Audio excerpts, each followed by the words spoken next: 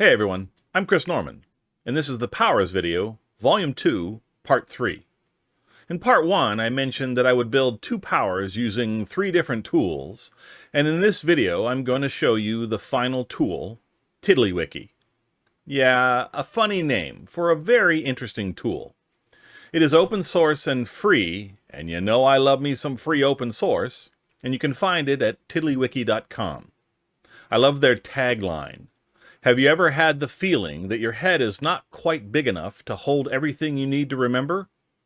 Welcome to Tiddlywiki, a unique, non-linear notebook for capturing, organizing, and sharing complex information. So, you may have heard of wikis, for example, Wikipedia. The definition of a wiki talks about collaboration between users, yada yada. But the primary feature of a wiki is that it can be updated by just using your browser. So anyone with a browser, and the permission to do so, can update the wiki. And wikis, for the most part, look like normal web pages. You're just using the wiki feature to create the pages and make links between pages. But the output is basically a bog standard looking web page. So using a wiki to, say, take notes, you're forced into this page-by-page format. Basically, you get the functionality of a regular pen and paper notebook, except for the fact that you can also include links to different pages. And here is where the Tiddlywiki is unique. Instead of dealing with whole pages, you deal with tiddlers. Tiddlers are fundamental units of information. They work best when they're as small as possible so they can be reused by weaving them together in different ways. Other systems might use terms like items, or entries, or entities, or nodes, or records. They decided on the word tiddler because they would rather have a confusing but unique name for the concept than a generic name that you might confuse with other things. So basically, a tiddler is just a single unit of information. By the way, if you look up tiddler, it's an informal British word meaning a small fish. Go figure. So let me show you how to use the tool and how you might use it to support your gaming. And then I'll show you how I adapted it to help me build magic as powers spells. So this is the Tiddlywiki website. So how do you get a Tiddlywiki? Well, you scroll down and you download it. It's just an HTML file, empty.html. That's it. There's no other software that you have to install. It runs completely in your browser, and it's just an HTML file, which offers some interesting advantages. Being that it's a single file, a single HTML file, then it's easy to copy and send to somebody or give to them. It's easy to back up. You don't have to install anything because it just runs in your local browser. One complication is you cannot use file save to save any changes. If you click the save button and you don't have anything configured, you'll download a new copy. You download the updated copy, or they have a lot of different options for Windows, Mac, and Linux where you can connect up to different backends. Personally, I have mine connected up to my GitHub server. And this comes in handy because you can then create Tiddlywikis that you give out to your players, especially in the case of a spell grimoire. You can customize one for a particular player and just give it to them. And they don't need any software. They just double-click on it on their machine, open up their browser, and they have all the information in front of them. Now there's a gentle guide and the website Grok Tiddlywiki, which basically explains everything you could do in a Tiddlywiki. And there's this great discussion forum, Tiddlywiki, Talk Tiddlywiki. These people are fantastic. They really helped me when I was trying to learn how to program the system. But that's a lot. I don't want to go into all that. I just want to show you the raw power of Tiddlywiki and why I started using it and how you might use it. So to start, I'm just going to open that empty.html, and they ask you to fill in some information. So I'll give it a title and a subtitle, and I'm actually going to change this button down here to retain story ordering, and you'll see why in a second. Because right now it says the default tiddler is this getting started tiddler, this guy right here. And I don't need that anymore. I want to have my own tiddlers show up in the list. So I'm going to do that. And now I'm done. I've started. And you can see the red check mark here is telling me that I need to save this. You know, there's data that has changed from the original file. So if I don't want to lose it, I have to save it. But I'm not going to do that at the moment. Instead, I'm going to create a tiddler. So I click on this plus icon, and here's a new tiddler. So remember I said that tiddlers are units of information. Well, the way I was using it to start off with was I was documenting my campaign. And so to do so, what are useful pieces of information? Well, like people are. So I have an NPC named Robert, and I can give him a tag. And these tags are useful later on so that I can find things based on their tag. So I'm going to say Robert is a people. And then down here I can type information about Robert. So he's married to Mary.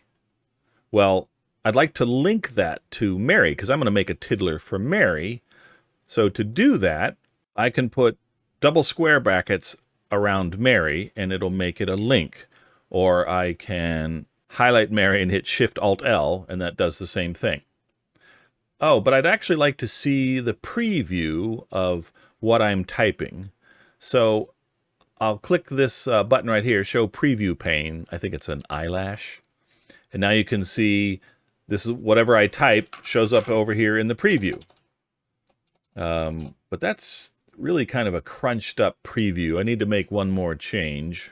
I'm going to click on the Open Control Panel, then the Appearance tab, then the Theme Tweaks, and change sidebar layout from Fixed Story Fluid Sidebar to Fluid Story Fixed Sidebar. There we go. Got a lot more room.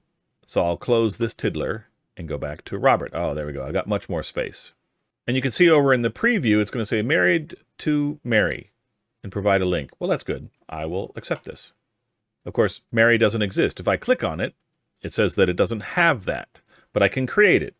So now I have Mary. So when I go to the tags, it remembers that I have a tag for people. So I will set Mary as a people. And of course, Mary is married to Robert. Now here I want to point out that Tiddlywiki can be extended with all these open source modules. There's some great modules out there. And one that I really like is a code completion module, so that as I'm typing in tiddler names, it will search through all the tiddlers and find that and put it in place. So I've already done that for this one, and it's going to be included in the Tiddlywikis that I have linked in the description. So you don't have to do that yourself. And I'll show you how that works. So like right now, married to, if I open up with 2 square brackets and start typing, then it searches through all the tiddlers and finds one that matches. And so I'll use that. I just hit down arrow and press enter. So there we go, married to Robert. Well, that's nice. Now I could, create all my peoples that way. Let's see, what else do I need to do? Well, it'd be nice to be able to find all the people that you've created. So I want to create a tiddler. And I'm just going to call it people. So I'm going to enter in the Tiddlywiki meta text or wiki commands to create the list. And it's called list links. And I'm telling it to find anybody who's got a tag that says people. And you can see in the preview, Mary and Robert. So great. So now if I create a new person, and you know what? I'm just going to clone Robert. Because it's a little quicker. So I'm going to clone Robert and I'm going to call him Chris. You can see the tag is already there and he's not married to Mary. But boom, in doing so, Chris immediately showed up in the lists of people. Well, let's create some more things. So I've got some locations like Arbortown, and this is a place. So I'm going to create the place tag. There we go. And then I'll create another one. And of course, the places tag has already been created. And I want to have a list of my places too. So I could just clone the people tiddler. But you can see in the preview, it's showing the people because of this tag. I have to change this tag. Well, there's actually a syntax for that will allow you to use the name of the tiddler instead of specifically entering in a tag. So if I replace the tag for people with current tiddler, then it'll use the name of the tiddler as the filter. Of course, it can't do it during the preview, but when I save, so now places shows Arborton and Cranston. So I actually want to go back to the people tiddler and change that out. So I'm going to go over here and close all the windows, and then I'll click on the recent tab and pull up people and places. You know what? I want to have people be able to be in various places. So I will, let's see, Robert. I'm going to tag him as being in Arbortown. We'll do the same thing for Mary.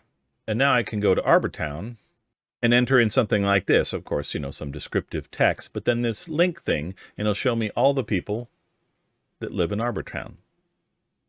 Okay, so hopefully you're getting the idea that you can make these little bits of information and you can link them together, and it's pretty powerful. I used it a while back to document a campaign that I was running. And there's a lot of information in here, but you can kind of see that hypertext linking here in what characters know. So they are in the Val of Eldor and Sendaria, and of course you can include graphics. And Sendaria might see there's the world, and of course, if you recognize this, then you've read the right books, because yes, I just stole this from the Belgariad. But I gave this to my players, and they could use this to look up stuff. So they could check out the information in the town they're in, and the fact that they spend most of their time in the River Inn, and they can look up information on NPCs that they know about. And then I added information about events that occurred to them. And you can see on the right, it also put in information about GURPS, specific things about GURPS, like the collision and fall damage, which is a huge one, or the fright check table, how to calculate that, or how you do slam damage. I also used it to document magic items and special items that we called relics. So people could look at the spell and the magic item, and originally there's just a description of what it is, but then a separate tiddler that explains how it works. And then finally, if you attune yourself to the magical item, you get these special powers. But you'll notice this tag here called unknown. I used another little add-in module that allowed me to encrypt tiddlers with a certain tag. So I could take anything that was unknown and encrypt it so the players couldn't see it. So they could see the Stone of Whispers and read what it looked like, and they could even see what it did in terms of game terms. But at that point, nobody had attuned themselves to it, and so they weren't allowed to see the special power that occurred when they did that. I'll close all the tiddlers and open the journal back up. And then we documented, you know, the adventures that we went through. And in here, I could put stuff that people knew about or didn't know about, and maps if I had them. I actually just used a website called ASCII Flow to create these little maps. But hopefully that gives you an idea of how you can use a Tiddlywiki to organize your thoughts. Well, there's a huge amount of stuff that I'm not describing here in Tiddlywikis. I barely scratched the surface. And I knew there was more, so I started investigating the Tiddlywiki and joined the talk group, and I was able to work out how to build spells or powers using a Tiddlywiki. I really liked the hyperlinking aspect of it and the code completion aspect of it, and I wanted to be able to do that, and so let me show you that. So here's our power that we built in Google Docs, and on the right is a Tiddlywiki that I have set up as my grimoire. Here's a tiddler that for spell building. So I'm going to start with an example, the example spell. What I'm going to do is say more and clone it, and this will be our fireball spell. Now the tags, it already knows it's a spell, but I want to throw in some more tags, like this is the College of Air and the College of Fire, so that I can search for it later. So on the left-hand side, this is the actual tiddler. On the right-hand side is a preview of what the tiddler would look like. This is some programming, so you can't mess it up too much, but you can mess it up an awful lot, but if you stay within the bounds, it works really well. So I'm going to paste in the full description from the GCS. There you go. You can kind of see what it looks like on the right. And then after that, right here, these mods, these are the only other things that you put in. And these are references to other tiddlers that, well, you can see over here, this is the basic spell modifier, which gives a minus 30% cost. And then I have verbal, minus 5%. I've got somatic with minus 10% because it's the large gestures. If I go with the lowercase s, it'll switch over to this small. Well, let's see. I got to add some more things in here. So I got to do the reduced range. So I go into the tiddler in between, in these 3 lines here. So I'll put that down here and I'll start it off. You got to put 2 square brackets and then you start typing in the name of the other tiddler. And I've already created some of these. So reduced range, there we go, boom. And then it closes it off, and you can see over here, reduced range by 1/5, it's minus 20. Okay, that's good, that's good. Then we have the increased 1/2 D times 5, yep, got that one. And you can see on the right, it's summing up the modifier, so we're currently at a minus 50% for this. But now I have to add the area effect. All right, I've got that one, good, area effect 3. And if you look, this cost, 25%, is the same as, or not this cost, but the total of the modifiers is the same that I got over here. But we have to fill out some more information. First of all, then it says notes, fill in advantage, initial cost, and notes. Okay, so the advantage, this is actually an innate attack burn. And its initial cost is 10 points. And the notes, this is basically 2D burn damage. And that's it. I can hit OK, and there's my tiddler. Now down here at the bottom, it's telling me the cost. Final cost 13. Yeah. It's currently, you need to click this button so that both sides sync up correctly. But there you go. Now you have this spell, Fireball, College of Air, Fire, and it is a spell. It's a innate attack burn. It does 2D burn. Here's the text, and you can see the modifiers down here. Now, how does that work in the Grimoire? Well, I have some searches down here, so I'll go look for air spells. So here's all the spells that I have that have college air in them, and there's the Fireball spell. I'm printing out the verbal, semantic, or material components. If you do have verbal, semantic, or material, not everything does, but it allows you to play with stuff. So I could go back here in the editor and go, you know what? I don't really want to have a verbal. I'll take that out. So the price goes to 30 and it's still 13. Oh, that's good. Let's see, what else might I get rid of? Oh, well, maybe I'll make the area effect. Maybe I'll change that to slightly larger. Area effect, no. Got to delete the whole line, start all over. Area effect. I'll try a 4-yard radius. Ooh, that brings the cost to 16. So maybe I need to put that verbal back in. Oh, look at that. It brings it to 50%. Final cost of 15. Perfect. I will save this. So now there I have my Fireball spell that you have to have a gesture with one hand and you say a quiet word. It's max 20. It's 1/2 distance of 10. And now it has an area effect of 4-yard radius or 7 hex diameter. And it costs 15 points, which means as a spell, it would only cost 3 points. Okay, and I promised you the other power. This one's going to be a little more work because you have this second advantage, Groot Skin, that you have to build into the affliction. But fortunately with this, you can actually just build the Groot Skin advantage spell power. They're all the same thing, the same way. So we'll go to the spell building and I will create an example spell and I will clone it and call it Groot Skin. It's just DR2 and then it doesn't have any of this stuff. It has something called Tough Skin, but nothing's matching. Tough Skin. Okay. Well, I can click over here and it'll say, hey, do you want to create a new Tough Skin? But actually, I want to create that as a modifier. So I'll go to the spell building and the example 0 modifier. And I'm going to clone this and call it Tough Skin. And all I need to give here is the cost, which is minus 40%. There really isn't much of a note for a Tough Skin.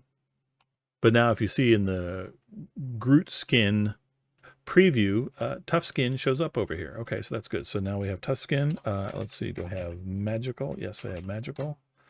And then the last one is the Nuisance Effect.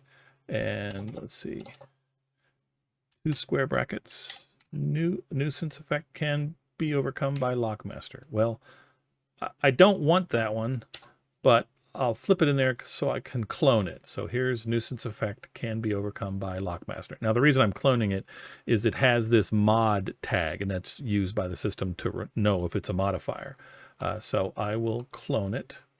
So I'll change it so it says Nuisance Effect Ugly, and then the cost is just minus 10%, and I'll put the notes as -2 reaction, and you'll see where that appears later. So then I'll say okay. So now I have a new Nuisance Effect. I'll go back to Groot Skin, and I'll change this. First I got to delete the old modifier, and I'll put Nuisance. Oh, here's my new one, Nuisance Effect Ugly.